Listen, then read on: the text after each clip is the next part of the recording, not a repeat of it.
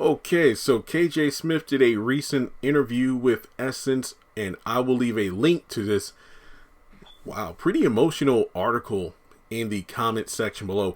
People have forwarded to me, yo, read this, man. I want you to talk about this. This is sad. I'm like, well damn, okay. I didn't want to go on a fields trip, but here we go. And similar to the video I'm going to post at the same time as this one, of the TV Line article about Cheeto talking about Gary's redemption.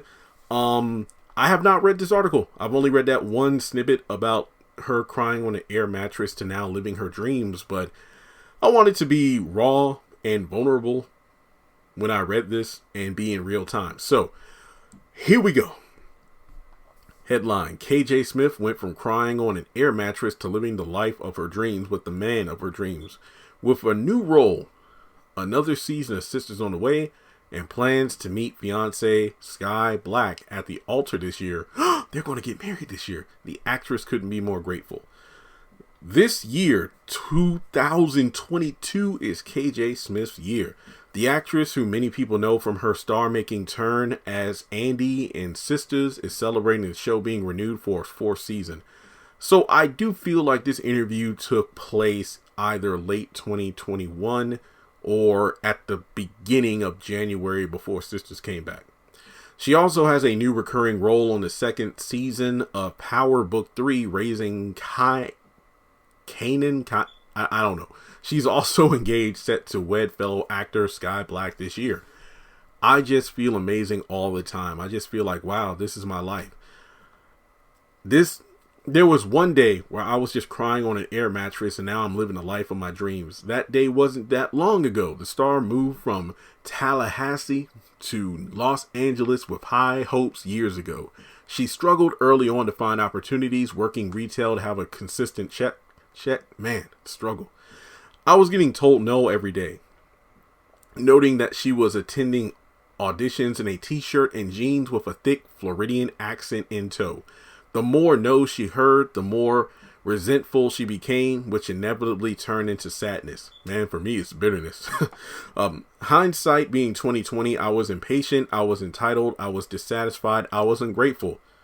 Yeah, that sounds like me last year when I didn't get invited to that haves and have-nots thing. When I really think about it, and am honest with myself, after years of therapy, of course, I realized I put myself in that space. I compared myself to other people and felt that I deserved this. Ooh, damn, that is me. Not a spirit of gratitude or alignment with God. I was completely out of alignment and operating out of ego. Damn, just call me Vegeta then.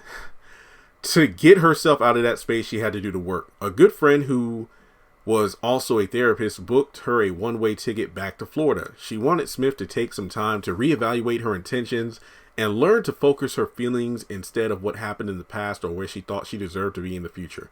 The actress also started doing more prayer in the actual work. Career-wise, she could get where she wanted to be upon returning to LA. So this was all just kind of like hey, I went out to the ocean and I thought I deserved the city of Atlantis, but it turned out I couldn't even be on a rowboat in peace. So I needed to go back home, restructure, reevaluate things to go back prepared, not feeling like I deserve, but knowing that I have the skill and utilize the opportunity. Every no doesn't have to be a blow to my ego.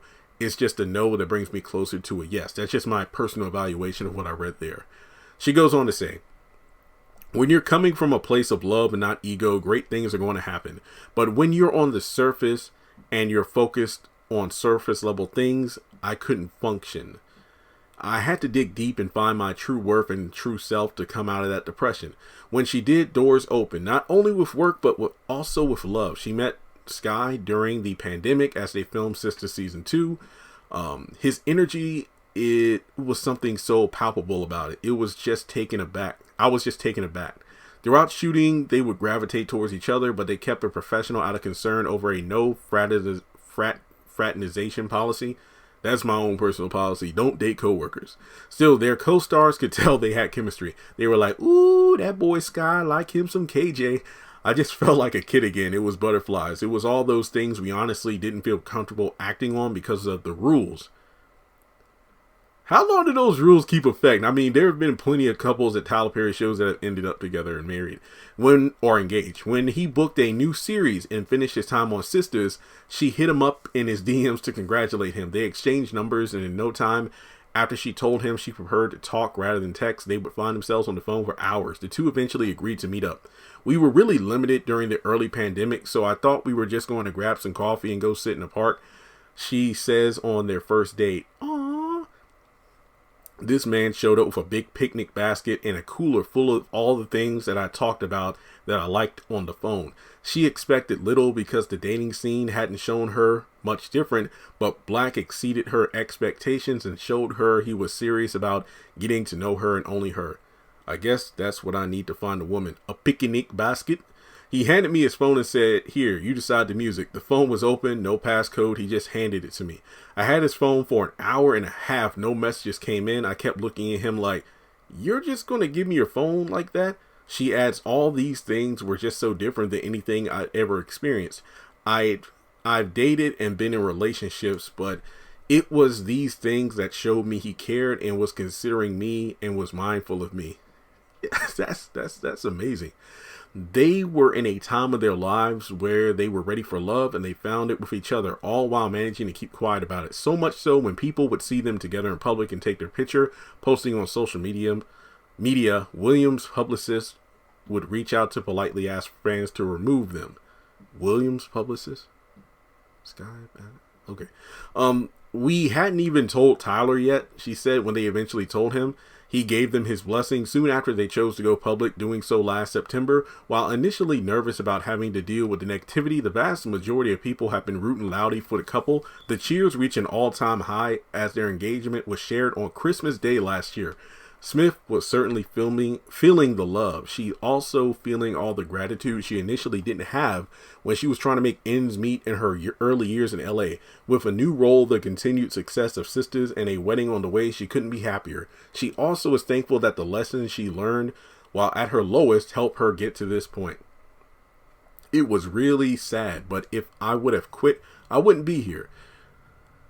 I wouldn't be so glorious. I wouldn't have changed the trajectory of my family. I wouldn't be inspiring young girls and boys. I wouldn't have found the love of my life. So basically, don't give up. Like, when things look crappy, don't give up, because things will eventually get better. But the thing is, my biggest takeaway from this post or article is the fact that don't act entitled. Don't be driven by ego.